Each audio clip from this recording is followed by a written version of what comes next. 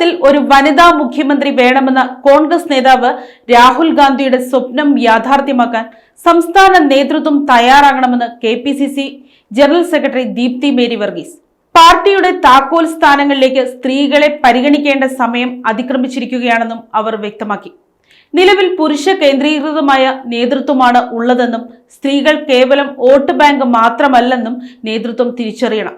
കേരളത്തിന് ഒരു വനിതാ മുഖ്യമന്ത്രി എന്ന ലക്ഷ്യത്തിലേക്ക് സംസ്ഥാന നേതൃത്വം ഗൗരവമായ പരിശോധനകൾ നടത്തണമെന്നും ദീപ്തി മേരി വർഗീസ് ആവശ്യപ്പെട്ടു.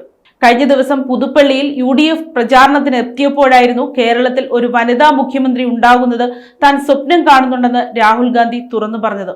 ഈ നിർദ്ദേശം പ്രാവർത്തികമാക്കേണ്ടത് സംസ്ഥാനത്തെ നേതാക്കളാണെന്നാണ് ദീപ്തി മേരി വർഗീസ് ഇപ്പോൾ ചൂണ്ടിക്കാട്ടുന്നത്. മുൻ മുഖ്യമന്ത്രി ഉമ്മൻചാണ്ടിയോടുള്ള ആദരസൂചകമായി പുതുപ്പള്ളിയിലെത്തിയ രാഹുൽ ഗാന്ധി വനിതാ ശാക്തീകരണമാണ് കോൺഗ്രസിന്റെ പ്രധാന ലക്ഷ്യമെന്ന് പ്രഖ്യാപിച്ചിരുന്നു.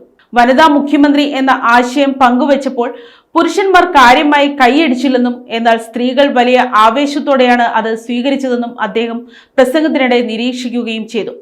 രാഹുൽ ഗാന്ധി ഉയർത്തിയ ഈ ആശയത്തിന് പിന്തുണയുമായി ഇപ്പോൾ KPCC നേതൃത്വത്തിൽ നിന്ന് തന്നെ ശബ്ദമുയരുന്നത് സംസ്ഥാന രാഷ്ട്രീയത്തിൽ ശ്രദ്ധേയമാവുകയാണ്. News desk Kottarakkara media.